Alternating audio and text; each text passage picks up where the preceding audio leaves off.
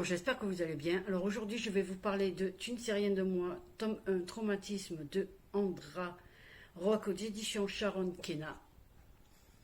Qui est la couverture, elle est juste magnifique, on est d'accord, hein, voilà, là, avec le petit corps, là, le petit oiseau.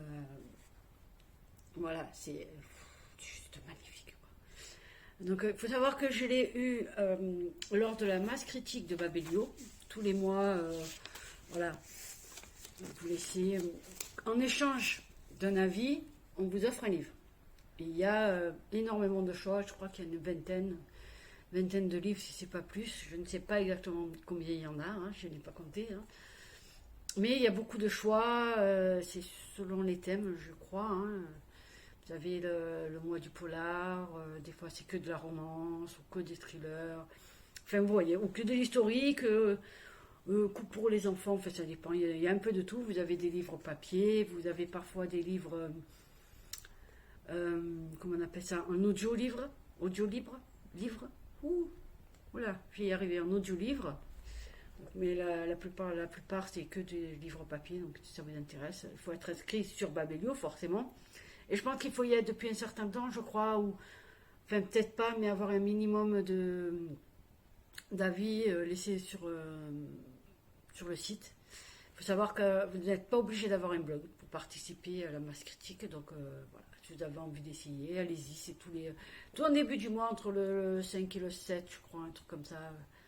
Je ne sais plus exactement parce que c'est jamais exactement le même jour. Des fois c'est le 5, des fois le 6, des fois le 7, des fois le 10. Il faut juste regarder sur ce site de Babelio et voilà. Donc, passons. Maintenant, je vais vous parler de ce livre qui est juste mais magnifique. On est d'accord, qui est très doux touché.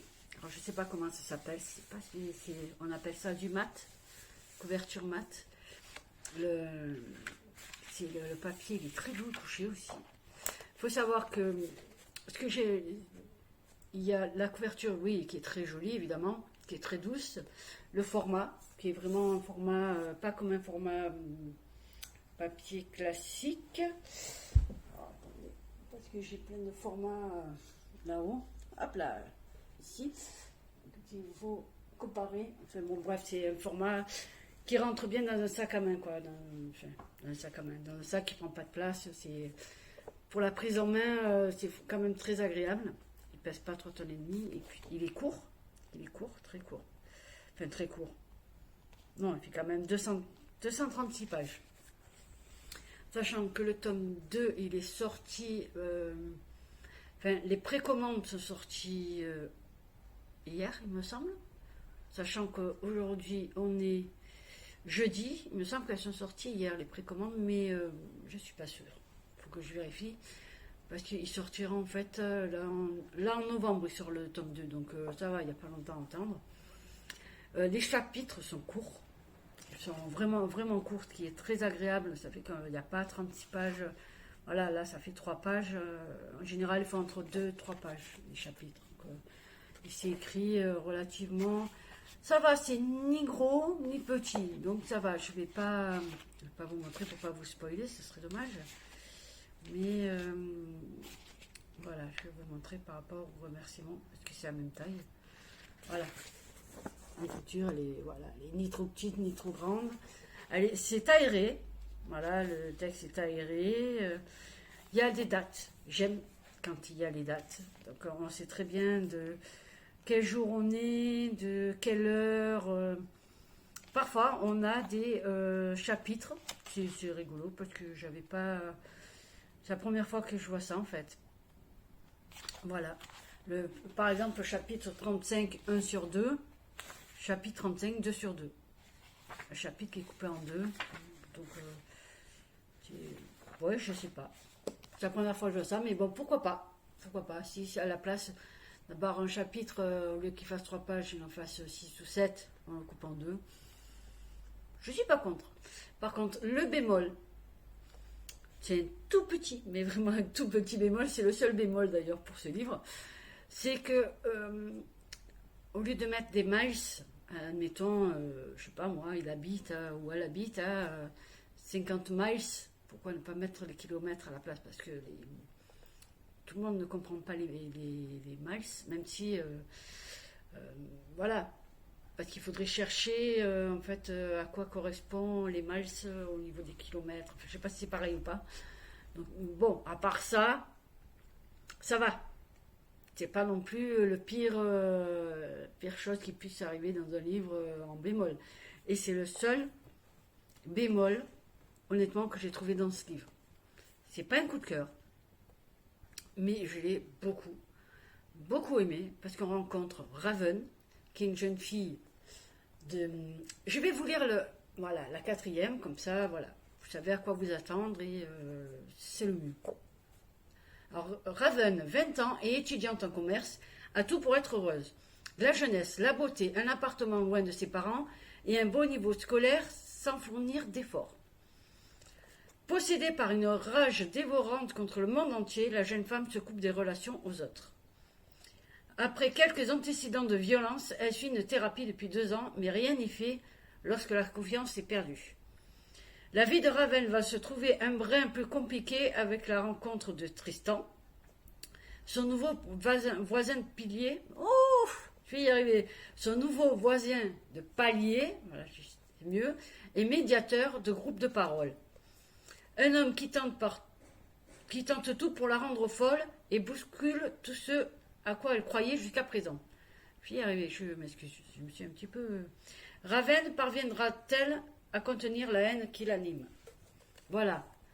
Donc il faut savoir que, donc, forcément, Raven elle est remplie de haine, mais il faut savoir pourquoi. Pourquoi elle vit loin de ses... Il faut savoir qu'elle vit loin de ses parents, dans un appartement payé, qui est loué par les parents. Enfin, c'est les parents qui payent le loyer, voilà, c'est mieux. Elle fait donc des études de marketing, mais tout ça, elle ne l'a pas choisi. Elle n'a pas choisi ses études, elle n'a pas choisi l'appartement aussi loin, qui est à 400 miles, je crois, de ses parents. Donc on va dire 400 km de chez ses parents, voilà, on va dire ça comme ça, ce sera plus simple. Certes, elle est belle. Elle a un caractère, un très très fort caractère, mais qui, en fait, ce caractère, il cache des blessures. Des blessures qu'on va finir par savoir, hein, au bout d'un moment, je crois, il me semble, vers le... Ah ouais, maintenant, en France, c'est trop facile. Mais à un moment donné, on va apprendre le pourquoi du comment. Pourquoi il y a la tant de colère, pourquoi la tant de haine, envers ses parents surtout. Ce que je comprends, hein, je comprends parfaitement. Elle n'a pas que la haine envers ses parents, elle a la haine envers 2 autres personnes. Ce que je comprends complètement. Parce que niveau trahison, voilà que je me pose là, hein, c'est affreux ce qu'elle a subi comme trahison et autres. C'est affreux que c'est... donc ça fait depuis 2 ans elle apprend. Ça fait 2 ans, oui 2 ans qu'elle est dans ce groupe de parole et qu'elle essaye de gérer sa colère. Parce qu'en fait ses parents lui ont laissé un ultimatum. Soit tu vas dans ce groupe de parole, soit on te met dans un HP parce qu'elle a 20 ans et qu'aux États-Unis la majorité est à 21 ans. Donc jusqu'à ses 21 ans, elle fait en sorte d'être dans les rangs, d'aller dans ce groupe de parole, de ne pas être violente, de ne pas se faire remarquer, voilà, d'être droite dans ses bottes pour justement, à ses 21 ans, tout plaquer, faire sa vie loin de ses parents et loin de tout ce qu'on l'oblige à le faire. Qui peut se comprendre. Mais c'est très long quand on a 20 ans et quelques mois et qu'il nous reste peut-être, je sais pas, ouais, il lui reste quelques mois avant sa majorité. Mais dans ces cas-là, c'est très, très, très long. Il faut savoir que les parents, je les déteste, hein, parce qu'ils sont passés... Normalement, les parents sont comment dire, ses parents ne l'ont pas cru. Quand elle a raconté certaines choses, ses parents ne l'ont pas cru. J'ai pensé, alors quand Raven a commencé à parler de cette chose, je ne sais pas quoi, et que ses parents l'ont pas cru. J'ai pensé à quelque chose. Puis en fait, pas du tout, c'était pas du tout ça. Mais l'auteur a laissé quand même quelques petits indices, donc on se doute de ce que c'est. Et c'est pas du tout ce à quoi je pensais, mais ça reste quand même quelque chose de douloureux. Et ils l'ont obligée, en fait, si vous voulez, à faire quelque chose qu'elle ne voulait pas. Et ses parents l'ont pas cru quand elle a raconté que voilà. Ah, on va pas dire quoi parce que sinon je vais commencer à vous spoiler là. Non. Ses parents ne l'ont pas cru et ils l'ont fait passer pour folle. Mais vraiment, ils l'ont fait interner avec la complicité d'un médecin. Bravo le médecin, hein. Super. Et donc, elle allait depuis 2 ans là-bas, dans ce groupe de parole. Bon, sans plus, elle était présente, mais voilà, elle ne s'ouvrait à personne, elle ne parlait pas. Voilà, elle se laissait complètement porter. Jusqu'au jour où Tristan débarque. Tristan qui, comme on le sait, à la 4e, ça va être son nouveau voisin de palier et son nouveau médiateur, ce qui va compliquer un peu les choses. Sachant que quand ils se rencontrent pour la première fois, c'est dans son immeuble, puisqu'il vient d'emménager. Et la rencontre va être du moins un petit peu tendue, connaissant le caractère de Raven et que voilà, ça va être un petit peu tendu. Et quand elle va se rendre compte que c'est en plus son médiateur, alors là, comme dirait l'autre, c'est la cerise sur le pompon, comme dirait l'autre. Enfin bon, bref, passons à la suite. Donc, mais Tristan, lui aussi, a un passé merdique. Mais comparé à Raven, lui, il essaye de s'en sortir et de faire les choses bien, parce qu'il prend soin parce qu'il a besoin d'argent, en fait.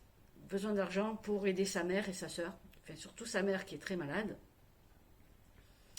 Voilà, elle est dans un centre spécialisé et elle a besoin de soins. Donc Tristan travaille pour pouvoir payer les soins de sa mère et prendre soin de sa sœur. Parce que c'est une famille très très unie, de rien, avec sa sœur. Ils sont très unis, très proches, et tout ce que vous voulez. Et donc, voilà, il travaille, même si, voilà, il a été accepté comme médiateur à la condition que personne ne sache son passé. Parce qu'il a un passé aussi, il est merdique. Et, enfin merdique, oui, mais bon, il a fait ce qu'il a pu avec ce qu'il avait à ce moment-là. Dirons-nous ça, on va dire ça comme ça. Il se débrouillait avec ce qu'il avait, le pauvre garçon, à ce moment-là. Donc, à partir de ce moment-là, Tristan va se rapprocher de Raven.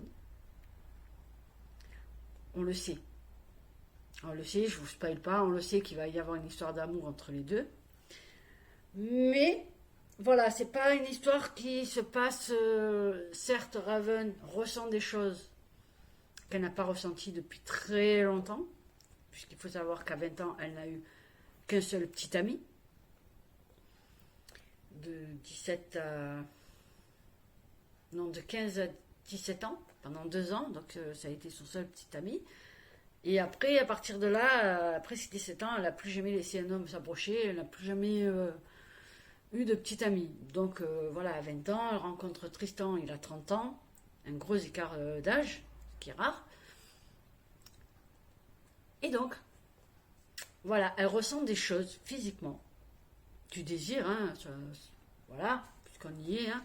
Elle ressent du désir et comment on appelle ça, du désir et de l'attirance, voilà, je vais y arriver, de l'attirance pour Tristan, qu'elle ne s'explique pas, parce qu'elle ne comprend pas que pendant toutes ces années, elle n'a pas voulu de ça et elle ne veut pas de ça, elle ne veut pas être attirée par quelqu'un, elle veut être tranquille, voilà, elle veut être tranquille et elle veut pas... elle veut être tranquille pour faire sa vie comme elle l'entend et surtout pas s'emmerder avec un mec, en gros. Voilà. Mais voilà, elle va tomber sur Tristan qui lui ne va pas la laisser tomber, il va être derrière elle pour l'aider, pour la faire sortir de ses gonds, pour faire en sorte qu'elle sorte ce qu'elle a au fond d'elle. Tout cette haine, toute cette colère qu'elle a à l'intérieur. J'ai beaucoup aimé un passage où il emmène, ce qui aurait pu lui attirer des ennuis, hein, d'ailleurs, mais heureusement que non, tant mieux. Il va l'amener dans un endroit, et à la base elle n'est pas très pour, hein, mais bon, il a marché au chantage sur ce coup-là, et tant mieux, parce que finalement ça lui a fait du bien, Raven, puisqu'il est allé dans cet endroit-là, et il lui a fait faire un exercice, que tout le monde devrait faire d'ailleurs, c'est pas mal comme exercice, que tout le monde devrait faire. Et à partir de ce moment-là, quelque chose s'est lâché en Raven. Depuis ce jour-là, elle a toujours un caractère de merde, hein. Faut bien dire ce qui est, elle a un caractère de merde, elle aura toujours ce caractère. Mais elle est devenue un peu plus... C'est plus ou moins radoucie. On peut dire ça comme ça, radoucie, pas vraiment, mais elle devient un peu plus... ouais, elle s'est radoucie. Elle est moins agressive, dirons-nous. Et quand il l'invite pour Thanksgiving, oh, c'est comme ça qu'on dit, je ne sais pas. Je m'excuse si j'écorche le mot parce que l'anglais ça fait deux, voilà, hein, on n'est pas très très copains, l'anglais et moi. Donc pour Thanksgiving, il invite Raven à passer dans sa famille. Donc elle va connaître la sœur de Tristan. Et parce que ses parents, normalement, voilà, elle aurait dû être avec ses parents pour cette fête, sauf que ses parents vont être ailleurs à ce moment-là. Ce qui a fait complètement péter les plombs à Raven. Je ne dis pas quoi, évidemment. Sinon, c'est pas drôle, hein, on est d'accord. Mais ça a complètement fait péter les plombs à Raven, le pourquoi du comment. Après, ça s'explique, hein, c'est normal qu'elle pète les plombs. Je pense que j'aurais fait pareil à sa place. Hein, j'aurais complètement pété une durite. Me dire que mes parents, ils m'obligent à venir à toutes les fêtes. Là, ils annulent parce qu'ils vont. Alors que. Voilà. Donc, je trouvais ça horrible quand même de leur part, aux parents. Mais d'un autre côté, tant mieux parce que ça a permis à Raven d'être dans la famille de Tristan, de connaître la sœur de Tristan, qui est juste Lucie, la petite sœur de Tristan. Elle va rencontrer Jay, le meilleur ami de Tristan, et Marie, qui est la femme de Jay. Et Jay, moi j'aime bien Jay, j'aimerais bien connaître son histoire à Jay. Comment il a rencontré Marie et tout ça, donc voilà, on va pas en dire plus. Déjà j'en ai trop dit, mais bon. Mais voilà, c'est son meilleur ami depuis toujours, donc voilà. J'en parle juste comme ça. Je laisse un petit message à l'auteur, Andra Rock. Il y a moyen d'avoir, je sais pas, petite nouvelle ou un petit spin-off sur Jay et Marie. Ou, encore mieux, sur l'histoire de Tristan et Jay. C'est faisable ça ou... Voilà, je pose ça là. Hein, pourquoi pas. Moi, perso, je ne serais pas contre. Donc, ouais, hein, pourquoi pas. Moi, je ne serais pas contre. Enfin, bon, bref. Donc, elle va rencontrer tout ce beau monde et voilà. Et c'est la première fois depuis très longtemps qu'elle se sent enfin libre, elle se sent bien, elle n'est pas en colère, où on la voit, elle se détend, elle éclate de rire, elle est détendue. Détendue et vraiment bien, c'est l'endroit où elle se sent bien. Et c'est juste magnifique de voir qu'elle se sent bien là-bas. Mais seulement, voilà, si c'est associé, ça va poser des problèmes. Mais voilà, il va se passer... Je vous en dis pas plus parce qu'après, voilà, ils sont revenus. Ça, c'est pas su, heureusement. Mais voilà, elle s'est trouvée un travail avec un boss qui... ouais, même si je le trouvais quand même un peu louche, le boss. Alors qu'en fait, non, c'est moi qui ai cru qu'il était louche, mais finalement, il n'était pas si louche que ça. Enfin, jusqu'à maintenant, il a été très bien. Après, est-ce que dans le tome 2, je sais pas ce qu'il en est. Mais voilà, on va dire qu'on va arrêter là, parce qu'il va se passer plein de choses. On sait qu'ils vont être ensemble, mais voilà, l'histoire d'amour met très longtemps à se mettre en place. Vraiment. Et dans tout le livre, que j'ai aimé, c'est qu'il n'y a qu'une seule scène de sexe. Et encore, il n'y a pas de détails, pas détaillé. On sait que voilà, on sait qu'il y a une scène. On sait qu'ils vont coucher ensemble. Mais voilà, il n'y a pas de détails une fois qu'on sait que voilà, que c'est parti pour faire la chose, pour coucher ensemble. Il n'y a pas de scène, c'est pas détaillé, rien du tout, ce que je trouve très bien. Comme ça, en plus, ça permet à des jeunes adolescents, je pense qu'ils peuvent le lire quand même. Oui, ils peuvent le lire. Ça permet donc à des adolescents de pouvoir le lire, vu qu'il n'y a pas de scène de sexe. L'histoire d'amour, elle met très longtemps à venir, parce qu'il faut savoir que les deux, Tristan et Raven, n'arrêtent pas de se tirer dans les pattes, de s'envoyer de vanne sur vanne, vraiment, ça s'ignore, ça se dispute. Autant les disputes, j'avoue que dans les livres, les disputes me fatiguent et me font abandonner les histoires. En général, quand il y a trop de disputes, je peux pas, j'arrête. C'est insupportable. Je pense que c'est After, le livre After, qui m'a traumatisée parce que c'est vraiment une horreur. D'ailleurs, je n'ai lu que le 1 et 72 pages du 2, donc ça veut bien dire ce que ça veut dire. Mais depuis, à chaque fois qu'il y a des disputes dans des bouquins, j'ai beaucoup de mal. Après, ça dépend. Si les disputes, elles vont avec l'histoire, ça va. Comme là, il y a des disputes, mais c'est pas... Il y a une raison pour ces disputes. Et les disputes, elles sont liées au fait que Tristan veuille la faire... veut qu'elle se lâche, qu'elle sorte ce qu'elle a en elle. Donc, quel moyen pour la faire péter un câble et faire sortir tout ça? C'est les disputes, puisque c'est le meilleur moyen pour faire péter un câble à Raven, c'est de se disputer avec elle pour faire sortir tout ce qu'elle a, sa haine, sa colère, etc. Donc là, les disputes, oui, ont un sens. Même si, au début, j'ai eu beaucoup de mal avec les disputes, hein, j'avoue que le début... Mais honnêtement, j'ai beaucoup aimé de voir l'évolution, oui, c'est le mot que je cherchais, c'est bien ça, l'évolution de Raven, de comme elle était au départ, quand on la rencontre, et jusqu'à la fin.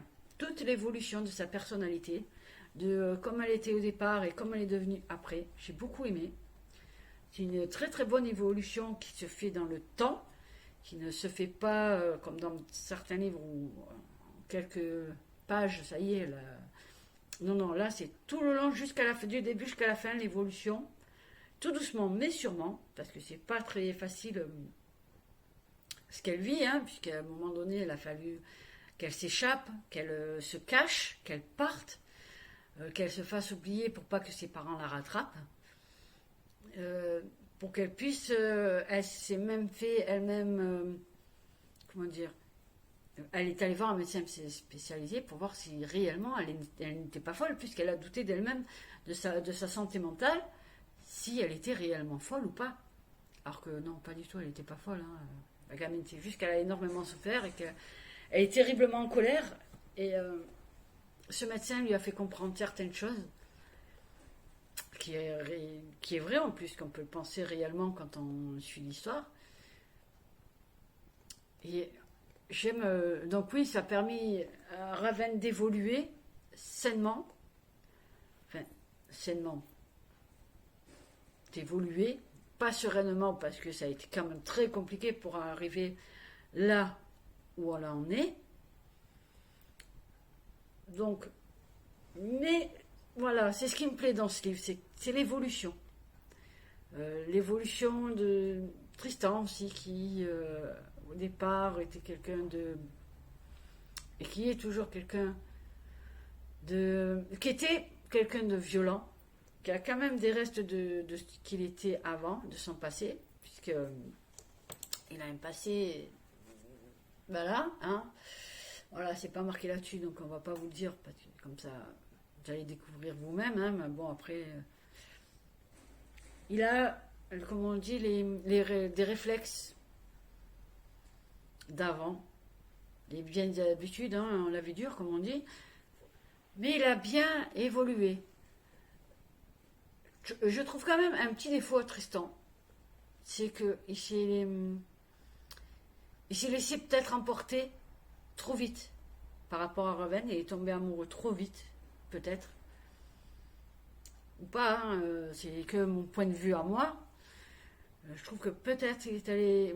Je trouve ça très beau que pour une fois, c'est l'homme, qui pourtant a une différence d'âge, il a 30 ans, hein, Raven c'est une gamine de 20 ans, qui avoue être amoureux. Ils sont tous les deux amoureux, hein, mais ils le savent, seulement ils se le cachent. Il a fallu qu'on leur mette le nez dedans. Pour Tristan, il a fallu que ce soit Jay, son meilleur ami, qui lui mette le nez dedans, lui faire comprendre qu'il est amoureux et que si c'était le cas, eh bien, qu'il fallait qu'il fasse ce qu'il faut pour garder Raven.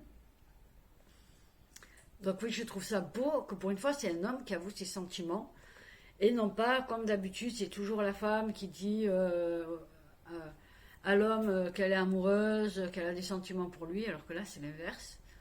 Et que Raven ne lui répond pas. C'est-à-dire, lui, il va lui dire, il va l'appeler ma chérie, il va lui dire, admettons, ça va pas se passer comme ça. Je vous le dis tout de suite, ça va pas se passer comme ça, il va pas les... Donc, je vous explique, c'est, admettons, il y va, il va lui dire, oui, ma chérie, je t'aime, machin et tout. Et elle va le regarder, mais elle va pas lui répondre. Alors que normalement, dans les histoires, c'est l'inverse. C'est la fille qui dit au monsieur... Oui, je suis amoureuse de toi, j'ai des sentiments, et que lui ne répond pas, ou alors il lui dit, je suis pas fait pour toi, faut pas que tu sois amoureuse de moi. Tout le baratin habituel, quoi. Et là, voilà, il le dit, mais il n'attend pas le retour, il n'attend pas qu'elle lui dise, puisqu'il le sait, je pense. Hein. Donc il va tout faire pour l'aider. Même s'il ne s'en rend pas compte, en fait, il a beaucoup aidé, énormément aidé. Raven, grâce à Sarah, que c'est une jeune fille qu'elle va rencontrer lors de son groupe de parole, elle va rencontrer cette jeune fille. Bizarrement, elle qui ne s'attache à personne, elle va quelque part, si on veut, sympathiser avec cette jeune fille. Pas vraiment, hein, c'est juste voilà, qu'elles vont se parler, mais bon, sans plus. Mais c'est déjà un très grand pas en avant. Après, si je dois parler des parents, honnêtement,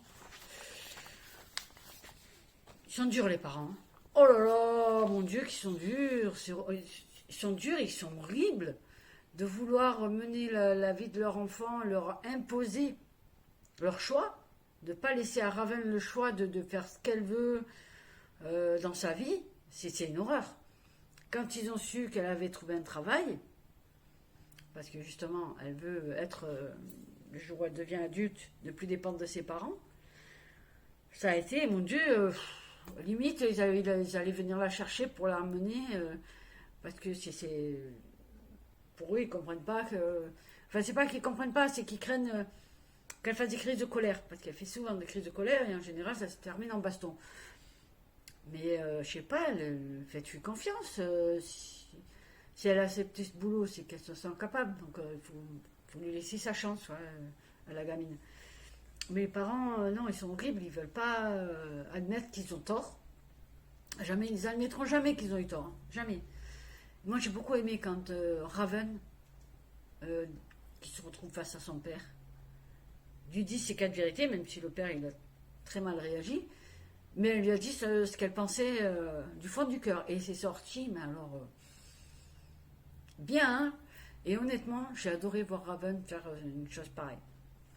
Parce qu'elle a pris son courage à deux mains, comme on dit, elle a pris... oui, elle a pris son courage, elle a osé dire ce qu'elle pense, et je trouve ça magnifique et très courageux de sa part, même si, malheureusement... voilà, il s'est passé ce qui s'est passé par la suite pour elle. Et ça a été très difficile pour Raven et pour Tristan, ce qui se passe ensuite. Mais voilà, après, j'avais pas compris vers la fin. Je vous dis pas quoi, mais j'ai pas compris le raisonnement de Raven. Ce qu'elle a fait. Enfin, je comprends pas. Oui et non. Oui, je comprends. Pourquoi elle a décidé... de faire ce choix. Mais je me dis que Tristan aurait pu l'aider dans ce choix-là qu'elle a fait. Enfin, peut-être pas l'aider forcément, mais l'accompagner. L'accompagner dans ce choix-là. De l'aider, l'accompagner à chaque fois qu'il il faut qu'elle aille à certains endroits pour ce qu'elle veut faire. Il aurait pu l'accompagner, il aurait pu l'aider, la rebooster, l'encourager. Mais elle a préféré faire ça seule. Est-ce que c'est pour se prouver qu'elle peut le faire seule, au risque de perdre l'homme qu'elle aime? Je ne sais pas. Je ne sais pas si c'est du courage. Je ne saurais pas dire. Je suis mitigée. Je ne sais pas si c'est du courage ou de la stupidité. Son choix. On peut dire que c'est stupidement courageux. Ouais, c'est entre les deux, parce que c'est pas si stupide que ça, et c'est courageux quand même, donc on va dire que c'est stupidement courageux. Voilà, c'est mon avis. Elle aurait pu mettre Tristan, ne pas virer Tristan de sa vie comme ça. Je sais pas. Sachant que ça va, vu comment ça se termine, voilà, hein. Voilà, si elle n'avait pas fait son choix, là, elle est vraiment, comme on dit, elle est dans la merde. Et je ne l'ai pas vu venir, hein, franchement.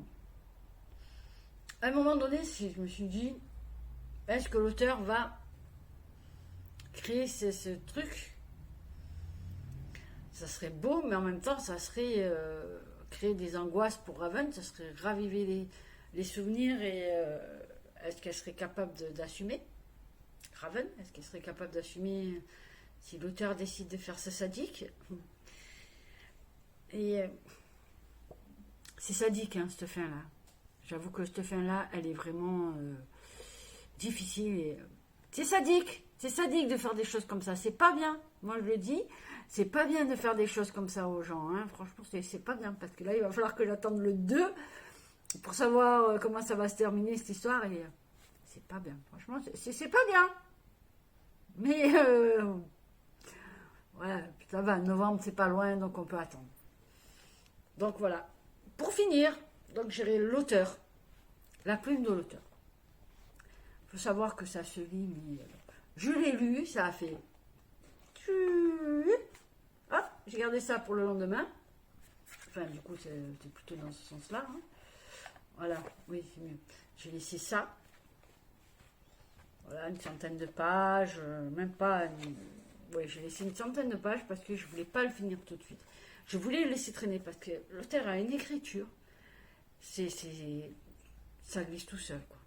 Vous commencez à le lire et il faut que l'histoire, forcément, elle aille avec, parce que si l'histoire, l'auteur a beau avoir une belle plume, si l'histoire est naze, on ne le lira pas. Mais là, l'histoire est bonne, elle est belle.